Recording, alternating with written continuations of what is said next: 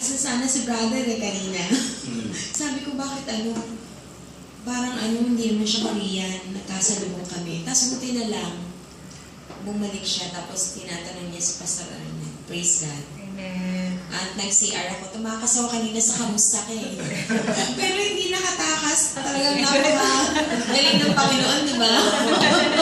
Sabi ko, hindi na lang kami pagkamusta, CR muna tatakas ako, pero sa Diyos talaga walang nalilingin eh. Kung ano yung ayaw mo ipaparanas talaga sa'yo. Amen.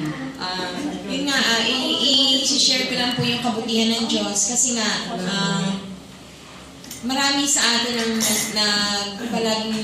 maraming questions. Kailan ba natin ma-receive yung blessings ng Panginoon? Marami ang nagsasabi na punta sa church, pero bakit walang pagbabago, walang blessings? Gusto ko lang pong ipatotoo na yung makarating lang po tayo sa church, malaking blessings na po yun. Kasi hindi talaga ganun kadali. Lalo na sa akin na talagang super busog sa trials, kaya ito makikita rin sa akin. Pero talagang yung pagising na natin every morning na meron pa rin buhay, na talagang malaking blessings compared sa buhay na hinaharap ngayon ni Sister Lorraine, na kahit na meron siyang death threat, not death threat, ano ba ito? Meron nagtani, death threat. Death sentence. Papatawa lang ako kung sising kayo. Meron na siyang ganun, pero patuloy pa rin siyang may dream, may hope, may faith. Amen. Na sama-sama na talaga nakakapagbigay siya ng encouragement. Siya nga yung a woman of faith. Talagang to God be the glory na isang malaki siyang inspiration para sa ating lahat. Na yun nga, yung blessings na hinahanap natin, ito na yun eh. Yung nandito tayo nakakasama-sama.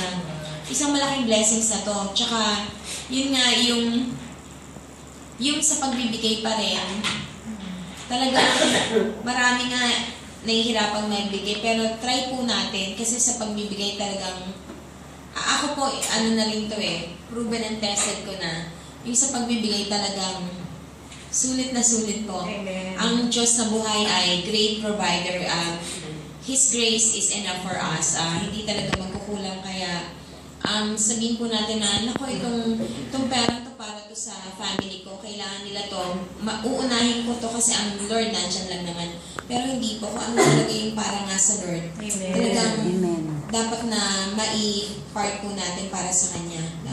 Yun po, to God be the glory and have a beautiful and great day to all of us. God bless you.